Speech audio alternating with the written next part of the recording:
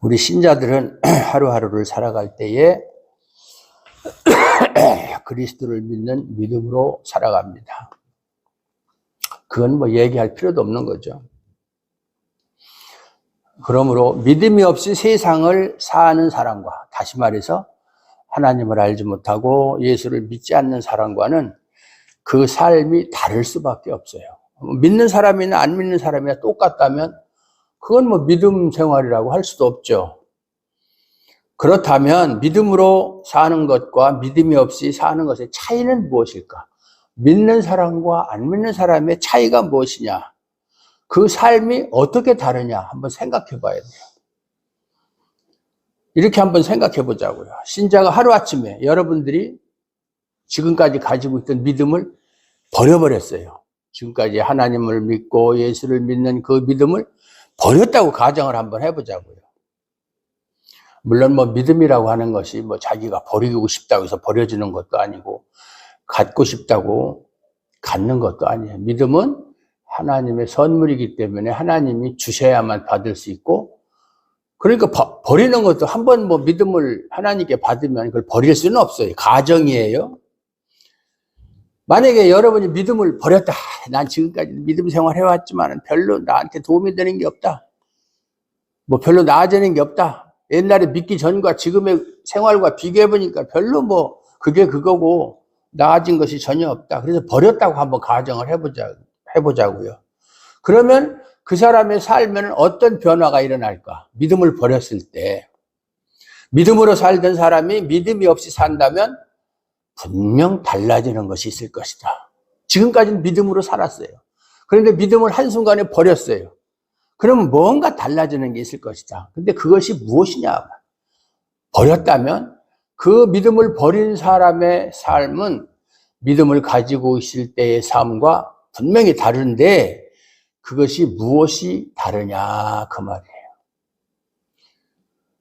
옛날에 내가 믿음 생활할 때 천국을 소망하며 살았는데 이제는 그것이 없어졌다. 그것이 달라진 걸까요? 하지만 믿음이 없는 사람도 죽어서 좋은 곳에 가기를 원해요. 믿음 없는 사람도 당신 지옥 갑니다. 그러면 싫어해요. 천국, 지옥을 믿지 않는 사람조차도 당신 죽어서 지옥 가십시오 하면 그거 좋아할 사람 없어요. 다 죽어서 좋은 데 가기를 원해요. 그러니까 뭐 다른 종교를 가진 사람이든 믿지 않는 사람이든 다 그 죽고 난 다음에 뭐 열심히 제사 드리고 뭐 하고 좋은 데 가기를, 극락왕생, 불교에서 말하는 극락왕생 하기를 바라고 그러잖아요. 그건 뭐 믿는 사람이나 안 믿는 사람이나 마찬가지. 그러면 교회도 다니지 않고, 이제 믿음을 버렸으니까 교회 올 필요가 없겠죠? 교회도 다니지 않고, 성경도 물론 볼 필요가 없죠. 물론 뭐 교회 생활, 뭐 헌금이나 뭐 이런 거 당연히 하지 않을 것이잖아요. 믿음을 버린다면 교회나 성경이나 뭐 여러 가지 신앙생활 할 필요가 없잖아요. 왜냐하면 믿음으로 사는 것이 교회도 출석하고 또 성경도 읽고 또 신앙생활, 또 종교생활도 하고 교회 생활도 하고 그런 것이 이제 대표적인 믿음 생활의 모습이잖아요. 그런데 그런 것이 없어지는 거, 그것만 다른 것이냐. 지금까지 뭐 주일날 되면은 믿음 생활 할 때는 교회도 가고 또 평소에 성경도 보고 뭐 관심이 있어요. 이제 그런 것 다 없애버리면 그것만 믿음을 갖고 있을 때와 믿음을 버렸을 때의 차이점이냐. 그거예요. 제가 묻고 싶은 것은. 지금 제가 하는 얘기를 여러분이 잘 생각해 봐야 돼요. 그게 무슨 뜻일까? 예. 믿음이라고 하는 것은 우리 신자들에게 믿음에 따라서 살아가는 믿음의 삶을 살게 하는 것이 믿음이에요. 믿음이 있는 사람은 믿음이 요구하는 대로 살게끔 되어 있어요. 믿음이 있다면 당연하죠, 그거는. 따라서 믿음을 버렸다는 것은 믿음의 삶이 사라졌다. 이제 조금 전까지 내가 믿음을 가지고 살았을 때는 믿음이 인도하는 대로 믿음의 뜻대로 살았지만 믿음을 버리게 되면 이제는 그 믿음에 따라 사는 삶이 없어졌다. 그 얘기예요. 믿음의 삶을 살던 사람에게서 믿음의 삶이 없어졌다면 분명히 있던 것이 없게 되는 것 아니에요. 뭔가 있었는데 이제 없어졌다는 얘기잖아요. 그렇다면 그 삶은 달라질 수밖에 없어요. 믿음이 있을 때 없을 때 당연히 그 삶은 달라질 수밖에 없어요. 왜냐? 믿음이 있을 때는 믿음이 인도하는 대로 믿음을 따라서 믿음이 요구하는 대로 살려고 노력을 했고 그렇게 또 살았지만 그것이 없으면 당연히 있을 때와 없을 때의 삶의 모습은 달라질 수밖에 없다. 그래서 지금 제가 여러분에게 질문하는 것은 그 달라지는 삶이 무엇인가 이 말이에요. 믿음이 있을 때와 없을 때의 달라지는 삶이 무엇인가 그걸 지금 물어보는 거예요. 여러분 스스로가 그런 것 누가 뭐 질문을 안 해도 혼자서 생각해 본 적 없어요? 내가 지금까지도 예수를 모르고 살았더라면 하나님을 몰랐더라면 지금 내 삶의 모습이 과연 어땠을까? 하나님 편에서 볼 때 내 삶은 지금 과연 올바른 삶일까? 또 예수를 믿는다고 생각하는 사람도 내가 지금 예수를 믿고 하나님의 자녀라고 생각하면서 살아가는데 내가 가는 길이 과연 하나님께서 인정하시는 길인가? 아니면 내 생각대로 내 뜻대로 가는 길인가? 늘 생각해 봐야 되는 거예요. 그것이 깨어서 경성하는 삶이에요. 그거 없이 그냥 타성에 젖어가지고 매너리즘에 빠져가지고 어제나 오늘이나 변함없이 그냥 뭐 주일날 되면 교회 가서 예배드리고 뭐 하고 나는 신앙생활 뭐 잘하고 있겠지. 이대로 가면 결국 내 종착역은 천국이겠지. 이렇게 생각하면 안 된다 그 말이에요. 성경에 우리에게 얼마나 많은 경고를 하고 있습니까? 너희가 믿음에 있는가 스스로 확증해보라. 너희가 지금 정말 제대로 된 믿음을 가지고 있는가 시험해보라. 그런 경고의 말씀이 수도 없이 많이 있잖아요. 만약 교회를 다니지 않게 되는 것을 제외하고 내가 옛날에는 믿음을 가지고 살 때는 교회를 다녔는데 만약에 그거는 지금은 이제 믿음을 버렸으니까 교회를 안 나가도 된다. 그거 말고는 달라진 게 없다. 옛날에는 주일날 교회를 갔지만 지금은 믿음을 버렸기 때문에 교회를 안 간다. 그거 말고는 믿음이 있을 때나 지금 믿음을 버렸을 때나 달라진 것이 없다. 만약에 그런 생각이 든다면 그동안 교회를 다녔다는 것 빼놓고는 믿음의 삶을 사는 것은 아니었었다. 그냥 교회만 다닌 거예요. 믿음하고는 전혀 상관없이 살았다는 얘기예요. 달라진 게 없다면. 그렇게 생각할 수밖에 없다 그 말이에요. 이런 얘기를 하는 것은 여러분의 삶을 두고 책망하기 위해서가 아니라 우리들의 삶에 대해서 좀 더 긴장감을 가지고 깊은 생각을 해보자는 뜻에서 이런 말씀을 드리는 거예요. 요즘에 한국교회가 우리 교회 너네 뭐 다른 교회 생각할 거 없이 다들 너무나 그 매너리즘에 빠져가지고 형식적인 신앙생활 하고 있어요. 형식적인 신앙생활. 의식 있는 목사치고 한국교회에 소망이 있다고 하는 사람 하나도 없어요. 소망 없어요. 이 상태라면. 교회도 수명이 있고 교회도 점점 시간이 흐를수록 늙어가는 거예요. 쇠퇴하는 거예요.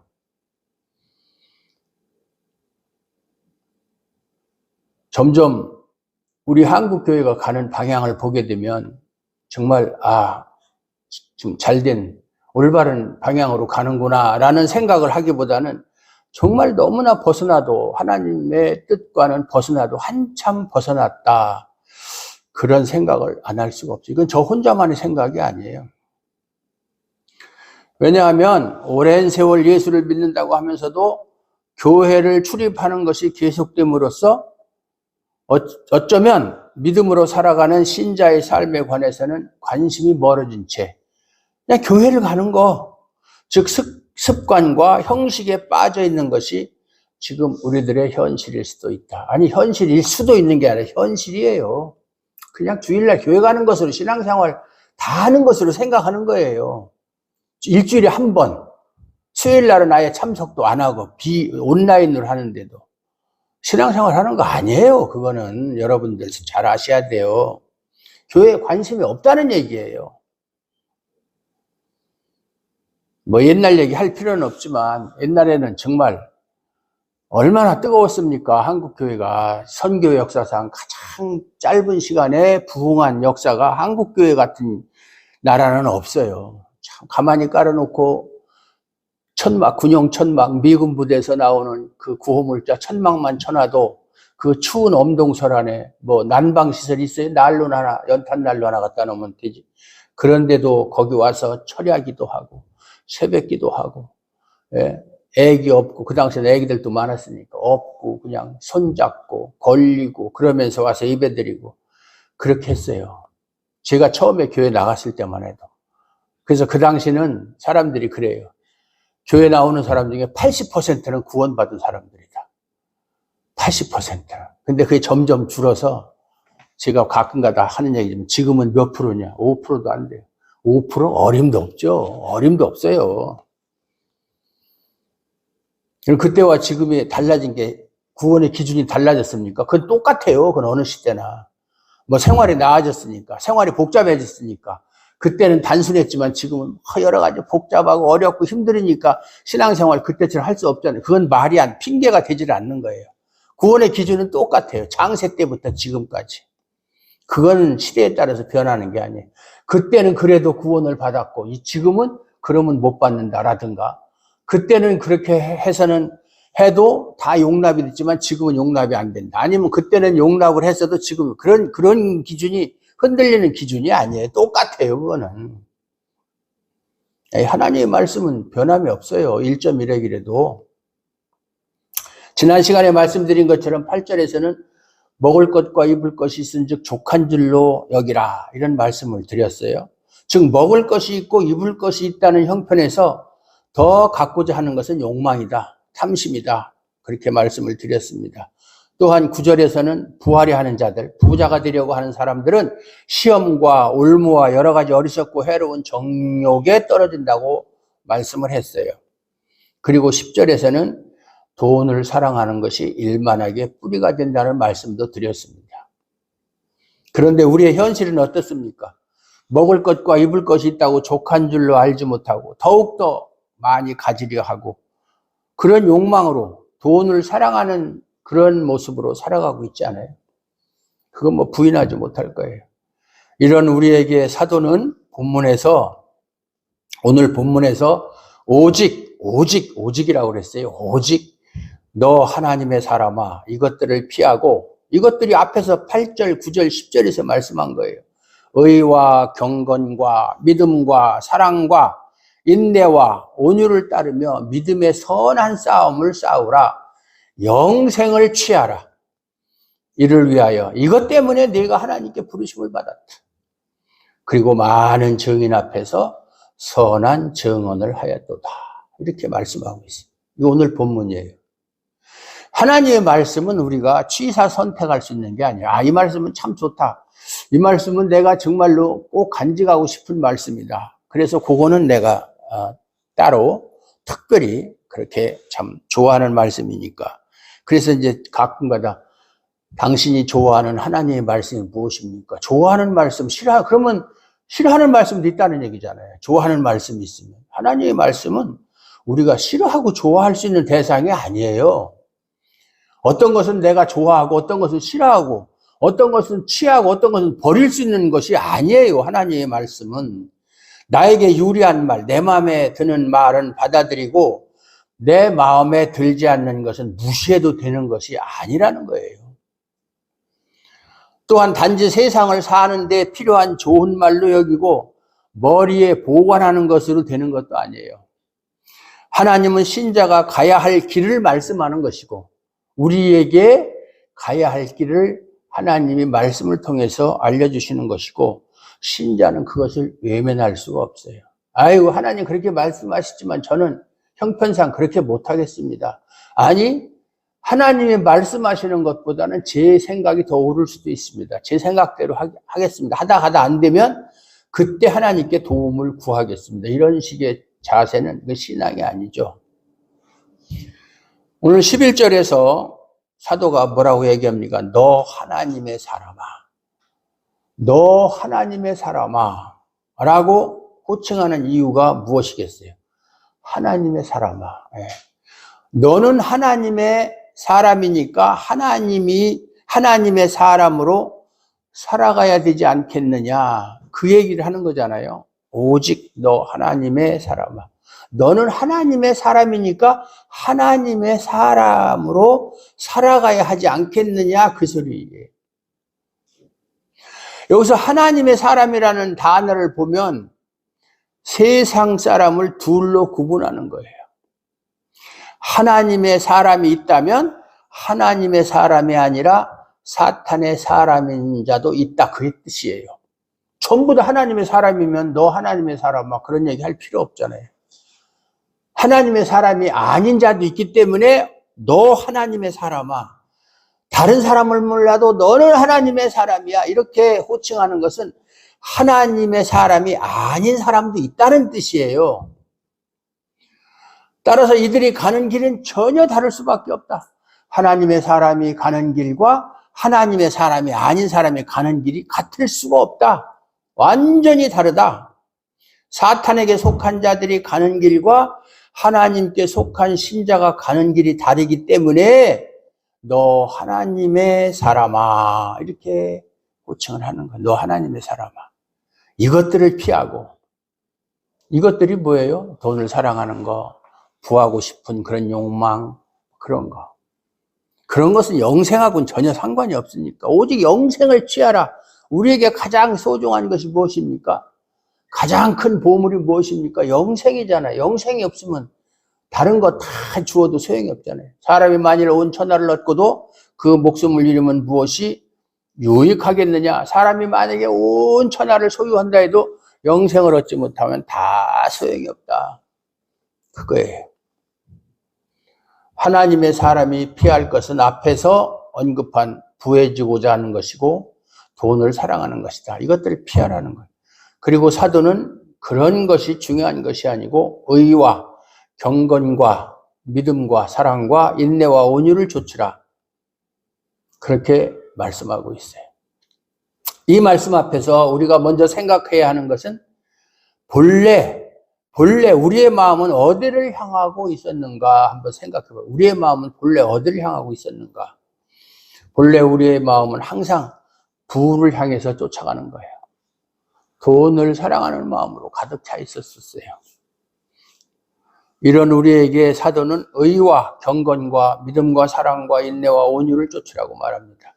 좋아하는 것을 버리고 평소 관심을 두지 않는 것을 쫓으라고. 우리가 좋아하는 건 돈을 좋아하고 명예와 권력 이런 걸 좋아하잖아요. 세상에서 사람들이 좋다고 하는 거 우리도 좋아하잖아요. 했었잖아요. 그리고 뭐 의인이 경건이니 사랑이니 인내 온유 이런 건 관심이 없었던 거잖아요. 근데 그런 내가 좋아하던 것 버리고 관심을 두지 않았던 것을 쫓으라. 이렇게 말씀하고 있어요. 이렇게 되면은 어떤 현상이 일어날까? 그래서 12절에서 그것을 선한 싸움이라고 말합니다. 선한 싸움. 선한 싸움이 있어요. 싸움은 다 안 좋은 거 아니에요? 그런데 여기서는 선한 싸움이라고 이렇게 말을 합니다. 사도는 믿음의 선한 싸움을 싸우라. 영생을 취하라. 명령법으로 말하고 있어요. 명령문이에요. 즉 하나님의 사람이 취할 것은 돈이 아니라 영생이다. 이를 위해서 부르심을 입은 것이 신자다. 신자가 누구냐? 영생을 위해서 하나님께 부르심을 입은 사람들이 신자다. 그 얘기잖아요. 그러므로 신자가 영생을 취하고자 할 때 있을 수밖에 없는 것은 바로 갈등이다. 그게 선한 싸움이에요. 갈등. 여러분 갈등이라는 말의 원래 의미를 아세요? 갈이란 칡갈자에다 등나무 등자예요. 한자인데 칡넝쿨이 그냥 어려서 이제 산에 가면 그 칡뿌리를 많이 캐러 다녔거든요. 막 칡넝쿨이 또 등나무가 얼마나 꼬불꼬불 그렇게 칡넝쿨이 엉키듯 등나무가 엉키듯 서로 엉켜 있는 것을 갈등이라고 그럽니다. 갈등. 하나님의 뜻대로 살고자 하면 반드시 갈등이 생겨요. 그것이 선한 싸움이에요. 왜냐하면 영생을 취하고자 하는 것은 우리의 본성이 추구하는 것이 아니기 때문에 우리는 원래 영생 같은 데는 관심이 없었어요. 그저 세상에서 잘 되고 잘 먹고 행복하게 사는 것을 원했지, 무슨 영생이니 의인이 경건이니 인내니 온유니 사랑이니 하는 것은 우리의 속성과 본성과 맞지 않는 거였어요. 즉 지금까지 내가 가던 길과 다른 길을 가야 하는 자로 부름을 입은 것이 신자이기 때문에 다른 길을 가야 한다? 가라. 창세기 12장에 보면 하나님이 아브라함에게 나타나셔서 너는 너의 본토 친척 아비집을 떠나 내가 네게 지시할 땅으로 가라. 그게 신앙이거든요. 자기가 가고자 하는 길로 가는 게 아니라 하나님이 내게 지시하는 곳으로 가는 게 신앙이에요. 내 의지, 내 생각, 호불호, 내가 좋아하든 싫어하든 그거 상관없어요. 하나님이 내가 내게 지시하는 땅으로 가라! 그러면 가는 게 신앙. 그 소리를 듣고 아브라함은 어떻게 했어요? 모든 것을 버리고 다 어디로 가야 할 바를 알지 못하고 하나님 말씀을 따라서 떠났다라고. 그게 아브라함의 신앙이에요. 아브라함. 그 당시에는 아브라함이지만 아브라함. 그래서 아브라함을 믿음의 조상이라고, 믿는 자의 조상이라고 말하는 거잖아요. 그게 믿음의 표본이에요. 그게 아주 모델이에요. 자기 생각 개입하지 않고 하나님이 가라 그러면 가는 거예요. 어디로 가는지 몰라요. 가서 무엇을 해야 할지도 몰라요. 오케이, 아멘. 예수님도 하나님 앞에서는 모든 것이 다 예요 아니요가 없느니라. 그게 신앙이에요. 자꾸 따지고 뭐 이렇게 하면 나한테 유리하고 이렇게 하면 이건 신앙이 아니에요. 그거는.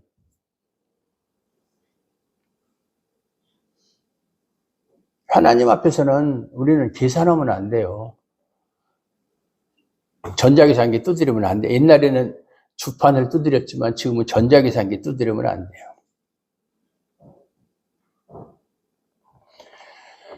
가던 길과 다른 길을 가라고 하니까 당연히 갈등이 생기죠.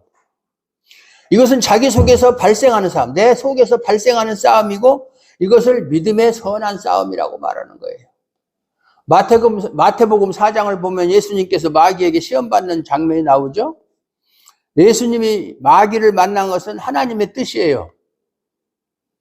그러면 하나님은 왜 예수님에게 복음을 전파하기에 앞서서 가장 먼저 마귀를 만나게 하셨을까? 그것은 예수님이 가시는 세상이, 이제 앞으로 예수님이 가야 할 세상이 마귀와 전혀 다르다는 것을 보여주기 위해서. 그래서 예수님의 생각과 마귀의 생각이 전혀 다르므로 예수님이 세상에 오셨을 때 나타나는 현상은 충돌일 수밖에 없다. 왜냐하면 예수님이 오시기 전에 세상 사람들은 다 마귀에 속해 있었잖아요. 그런 마귀에게 속해 있는 사람에게 예수님이 오심으로써 마귀의 생각과 전혀 다른 생각을 가지신 예수님이 오시니까 당연히 충돌이 일어날 수밖에 없잖아요. 그래서 예수님은 세상과의 화해가 아니라 충돌, 분쟁을 위해서 오신 것이다. 그래서 마태복음 10장 34절에 뭐라고 그랬어요? 내가 세상에 화평을 주러 온 줄로 생각하지 마라. 화평이 아니요 검을 주러 왔다. 검, 칼을 주러 왔다. 칼은 싸우는 거잖아요. 그래서 같은 집안에서 아버지와 아들과 서로 싸우고 며느리와 시어머니가 싸우고 무슨 뭐 다른 문제로 싸우는 게 아니라 신앙 문제로 싸우는 거예요. 형제간에, 자매간에 그렇게 싸움을 일으키러 왔다 그 말이에요. 따라서 예수님은 우리에게 화평을 주시는 것이 아니라 검을 주시는 것이다. 즉 전쟁을 일으키시는 분이 예수님이시다. 갈등을 일으키시는 분이 예수님이시다 그 말이에요. 마귀가 예수님에게 가장 먼저 제시한 것이 뭐예요? 이 돌을, 네가 만약 하나님의 아들이라면 이 돌을 떡덩이가 되게 하라. 떡을 만들어 봐서 먹어라. 너 지금 40일 동안 굶었지 않았느냐? 그거잖아요. 이에 대해서 예수님은 사람이 떡으로 사는 것이 아니요 하나님의 말씀으로 산다고 말씀하셨어요.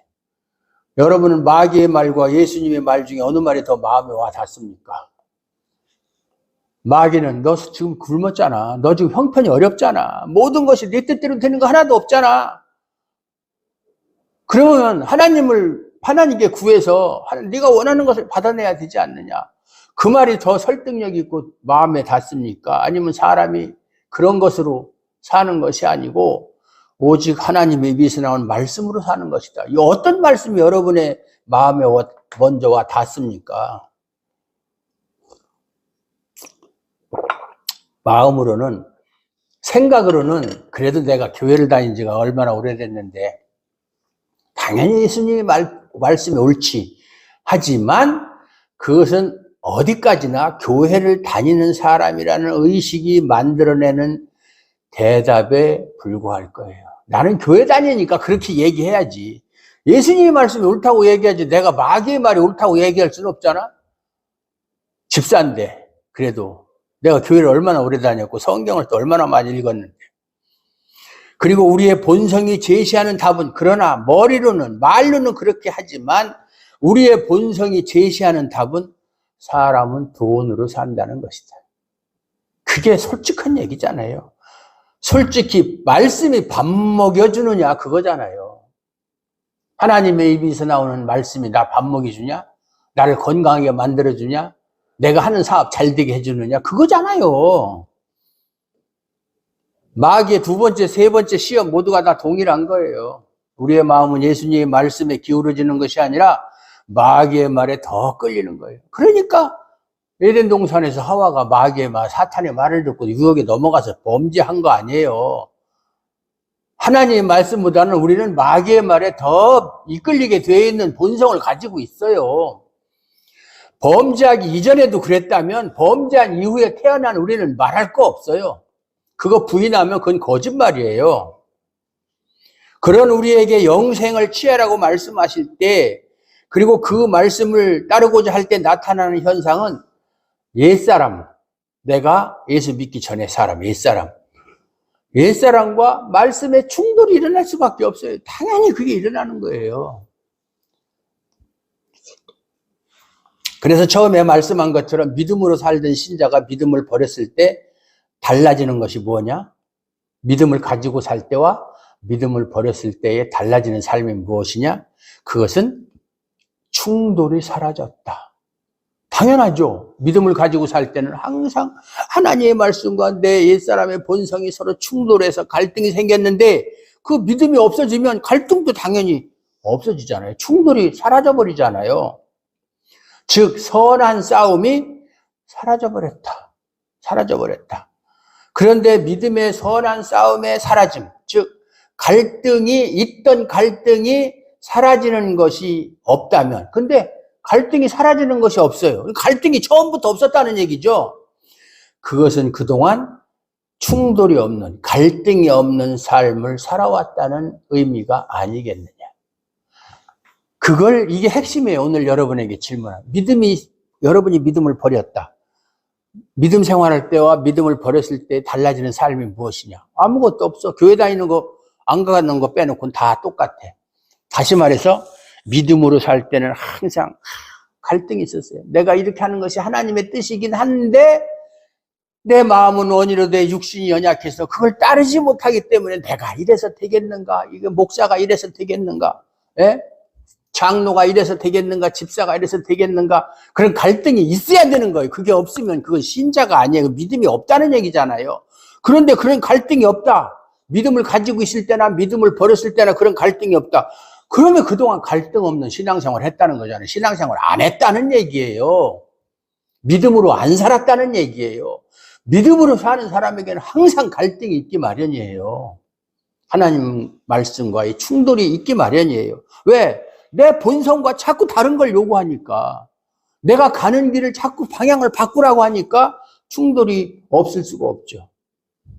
그래서 내가 여러분에게 심사숙고해 봐야 할 내용이라고 말씀드리는 거예요. 그런데 내 말씀을 믿는다고 하면서도 내 속에 아무런 충돌이 없는 삶을 살았다는 것은 마귀가 유혹하는 대로 내 육신의 이익을 따라 흘러온 삶이었기 때문에 그렇다. 나 신앙생활 하는데 아무런 갈등 없어. 어떤 사람 그런 사람이 있어. 나는 예수를 믿고 나서 지금까지 아무런 갈등 없이 살았다. 그건 신앙생활 전혀 하지 않은 거예요. 신앙생활 하는 사람한테 갈등이 없다? 그건 말이 안 되는 얘기예요. 예수님이 화평을 주러 온 것이 아니라 검을 주러 왔다고 그랬는데 예수를 믿는 사람은 이미 그때부터 그리스도의 군사라고 그러잖아요. 예수 믿는 사람을 에베소서에서. 군인이 싸움 않고 그냥 맨날 먹고 놀고 그래요. 맨날 게임이나 하고. 훈련을 해야 될 거 아니에요. 전쟁을 위해서. 또 전쟁이 일어나면 지금도 지금 뭐 우크라이나 러시아하고 전쟁하고 뭐 이스라엘도 전쟁하고 막 그러는데 전쟁 없는 삶은 없어요. 인생에 신앙 저 자체가 전쟁이에요. 싸움이에요. 그래서 선한 싸움이라고 그러잖아요. 그런데 신앙생활하면서 아무런 갈등이 없다. 오늘이나 내일이나 어제나 똑같다. 전혀 나에게는 그런 충돌이 없다. 그럼 뭐가 다른 거예요? 내가 예수를 믿기 전과 믿고 난 후의 삶이 그런 갈등이 없다면 그게 믿음 생활의 변화가 전혀 없는 것이죠. 내일이라는 말이 나왔으니까 제가 말씀을 한 가지 또 이거는 보너스를 드리는 건데 마태복음 6장 33절에 보면 너희는 먼저 그의 나라와 그 의를 구하라 그리하면 이 모든 것을 너희에게 더하시리라. 6장 34절에 그러므로 내일 일을 염려하지 말라. 한날 괴로움은 그날이 족하니라. 그날의 괴로움은 그날이 족하니라. 그런 말씀이 있죠. 그래서 마태복음 6장 33절 너희는 먼저 그의 나라와 그 의를 구하라는 말씀은 잘 아는데 34절 그러므로 내일 염려하지 말라는 말씀은 사람들이 잘 기억을 안 하려고 그래요. 그게 결론인데 그게 핵심인데 거기서 말하는 내일이 무엇이냐. 내일. 오늘이 3월 10일이죠. 내일이 3월 11일이 내일입니까? 물론 내일이에요. 근데 3월 11일이 됐어요? 그럼 그날이 내일입니까? 내일은 3월 12일이 내일이잖아요. 3월 12일이 됐어요. 그러면 3월 12일이 내일입니까? 아니요. 그날의 내일은 3월 13일이에요. 성경에서 내일이라는 것은 그 다음 날을 말하는 게 아니에요. 그래서 어떤 식당 주인이 식당에다 다 글을 써놨어요. 내일은 공짜 이렇게. 음식값 안 받겠다는 거예요. 어떤 사람이 야 내일은 와서 실컷 공짜로 먹을 수 있겠구나. 딱 가서 먹고 나서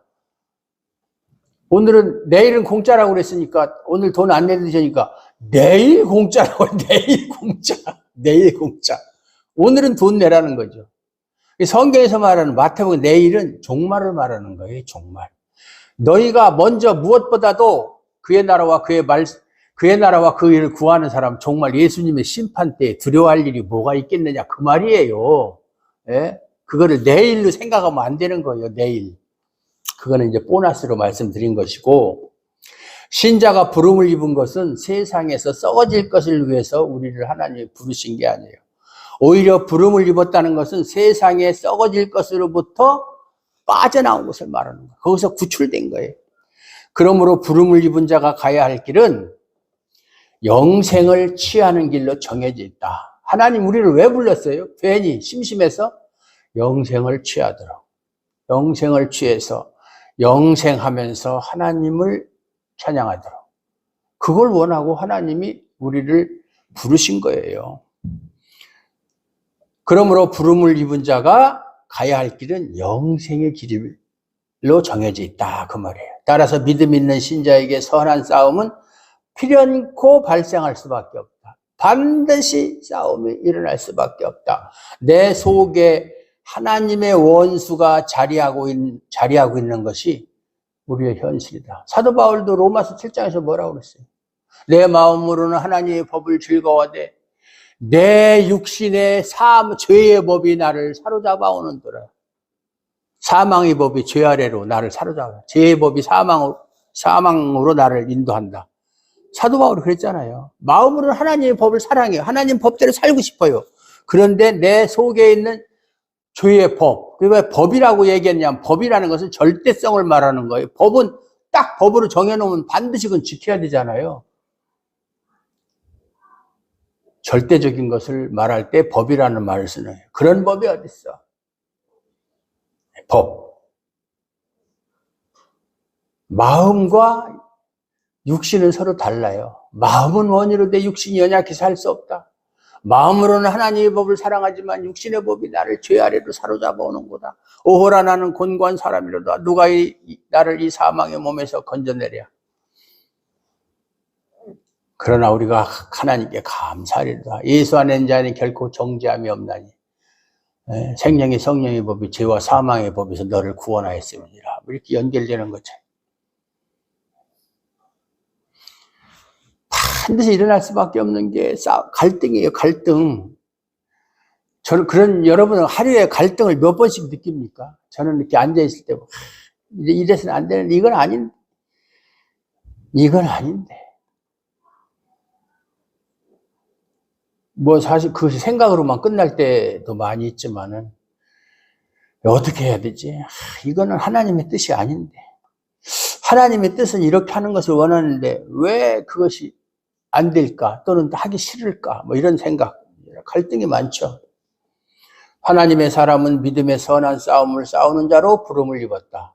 군사로 부름 받은 거, 우린 군인이에요, 군인. 따라서 신자는 부해지고 돈을 사랑하는 자로 살아가는 것이 아니라 의와 경건과 믿음과 사랑과 인내와 온유를 쫓아야 할 사람인 것이다. 그것이 영생을 취하는 길로 걸어가는 거예요. 갈라디아서 5장 16절 18절을 보면 내가 이르노니 너희는 성령을 따라 행하라.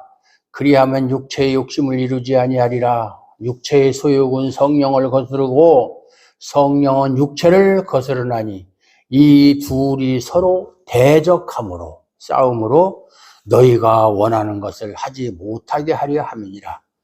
만일 너희가 성령의 인도하시는 바가 되면 율법 아래 있지 아니하리라. 말씀합니다. 그 유튜브를 보니까 한국 교회 성도들이 좋아하는, 교회 다니는 사람이 좋아하는 성경 구절들이 있더라고요.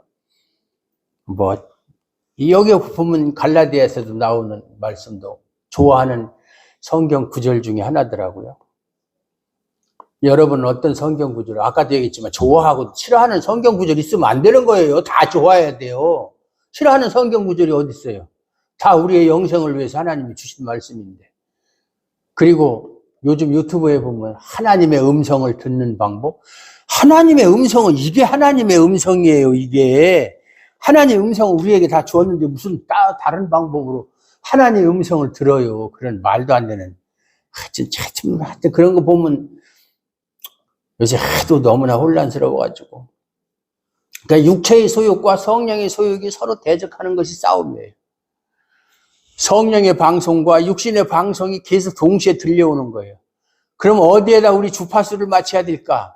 성령의 말씀에 주파수를 맞추면 성령의 말씀이 들리는 것이고 성령의 소욕을 따를 수 있는 것이고 육체의 말씀에 주파수를 맞추면 육체의 소욕대로 살 수 있는 주파수를 어디에 맞추느냐가 중요한 거예요. 그러므로 하나님의 사람이라면 믿음의 선한 싸움은 있기 마련이고 그런 싸움이 없이 살았다면 그런데 난 지금까지 그런 갈등, 싸움 없었어. 그러면 죄송하지만 그 사람은 성령으로 사는 사람이 아니다. 그 말이에요. 하나님의 사람은 세상을 하나님으로 살아가는 사람이지 돈으로 사는 사람이 아니에요. 그런데 돈으로 살고자 함으로 부해지는 길을 가고자 함으로 선한 싸움은 자연히 사라지게 된다. 왜? 육체의 소욕을 따르면 성령의 소욕과 다툴 일이 없어요. 육체의 소욕을 따라 항상 내 육신에 유리한 것을 선택하며 살아가게 되는 것이다. 그런데 무슨 갈등이 있어요? 갈등이 없지. 성령을 따라서 살고 싶은데 육신의 소욕과 같이 그것이 막 서로가 갈등을 빚고 이 길을 갈까 저 길을 갈까 서로가 그냥 그렇게 부딪힐 때 충돌이 있고 선한 싸움이 있는 것이 한쪽 길로만 가면 없죠. 그게. 그러면 또 반대로 여러분들이 그러면 성령을 따라서 가면은 육체의 소욕도 없고 그냥 갈등이 없지 않습니까? 당연하죠. 그런데 우리 인간은 그렇게 살 수가 없어요. 그게 안 되는 거예요. 그러면 얼마나 좋겠어요. 아, 나는 육신의 소욕은 다 버린 지 오래다. 물러거라, 다 비켜라. 나는 오직 성령의 소욕만 따라 살겠다. 참 좋은 각오고 결심이지만 현실적으로 불가능하다. 왜? 육신을 가지고 있는 사람, 죄성을 가지고 있는 우리는 그게 불가능하다. 그걸 인정을 해야 돼요. 이러한 우리를 영생을 취하는 길로 끌어가시기 위해서 하나님은 우리에게 무엇을 주셨다? 믿음을 주신 거예요. 믿음만이 이걸 해결할 수 있습니까? 예? 신자는 영생을 위해서 존재하는 사람이에요. 예수님은 이것으로 마지막 때 세상을 심판하실 거예요. 네가 영생이 있느냐 없느냐, 네가 믿음이 있느냐 없느냐. 우리가 성경을 보면 선한 행위를 한 사람은 영생의 부활로, 악한 행위를 한 사람은 형벌의 부활로 부활할 것이다. 그래서 거기서 선한 행실과 악한 행실을 도덕적 개념으로 생각하면 안 돼요. 선한 행실은 믿음이 있는 것이 선한 행실이고, 믿음이 없는 행위가 악한 행실이에요. 그걸 뭐 도덕 윤리적으로 따져서 뭐 착하게 살고 남을 뭐 이렇게 그런 걸 얘기하는 게 아니에요. 그건 다른 종교에서 말하는 것이죠. 공덕을 쌓는 거. 그것하고 기독교하고 상관이 없습니다. 그러므로 신자의 승리는 세상 속에서 영생을 추구하는 자로 믿음으로 살아가는 거예요. 그것이 우리의 승리예요. 세상에서 마귀의 유혹에 빠져가지고 육신의 소욕대로 사는 것이 아니라 영생을 추구하는 자로 믿음으로 살아가는 것이 신자예요. 그러므로 오직 의인은 믿음으로 말미암아 살리라 한 것 같으니라 그랬죠. 예. 믿음으로 믿음에 이르게 하나니 오직 의인은 믿음으로 말미암아 살리라. 우리 신자는 믿음으로 사는 사람이에요. 믿음으로. 믿음. 하나님은 이러한 신자의 승리를 세상에 증거하시기 위해서 우리를 부르신 거예요. 믿습니까? 기도합니다. 하나님 감사합니다. 하나님의 우리를 부르심의 목적과 그 깊으신 뜻을 우리가 말씀을 통해서 오늘도 다시 한번 생각합니다. 우리가 성령의 소유과 육신의 소유과 서로 갈등이 없이 그저 하루하루를 우리 육신이 이끄는 대로 살아왔음을 고백하며 이것이 정말 하나님 앞에서 얼마나 크게 잘못되어 있는 것인지를 다시 한번 깨닫고 회개합니다. 하나님 용서하시고 어렵고 힘들더라도 내 육신의 소욕을 따라서 사는 삶이 아니라 성령의 소욕을 따라 살아가는 그러한 삶을 살 수 있도록 힘주시고 지혜를 주시옵소서. 그래서 마지막 날 하나님의 심판대 앞에서 영생을 취하는 자로 살기를 원합니다. 하나님 도와주시옵소서. 예수 그리스도의 이름으로 감사드리옵고 기도하옵나이다. 아멘.